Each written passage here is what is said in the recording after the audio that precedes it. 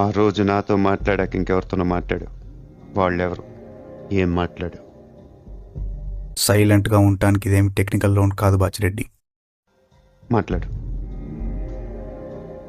ఆఖరి సార్ అడుగుతున్నాను బాజిరెడ్డి, అప్పటికి చెప్పకపోతే నేను మీ కంపెనీకి వెళ్ళాల్సి వస్తుంది. నీకు తెలుసు. నేను మీ కంపెనీకి వెళితే నీకు చేయడానికి నీ జాబ్ ఉండదు. చూస్తావా, చెప్తావా? నీతో మాట్లాడిన తర్వాత నాకు ఇంకో ఫోన్ వచ్చింది. నీ ఫ్రెండ్ మళ్ళీ మా వాడు ఎంత ఇస్తున్నాడు? 1,50,000. ఇంకో 75 ఇస్తాను. నాకు కూడా జాబ్ కావాలి. 1 మినిట్ ఉండు. ఒక వేకెన్సీ ఉంది. మరీ 75 కాదు కానీ ఒక 3 లక్షలు ఉండే చూడు. కానీ జాబ్ రాకముందే వేసేయాలి. ఆఫర్ లెటర్ కోసం ఆదివారం జీమెయిల్ ఓపెన్ చేసి చూడు. సరే.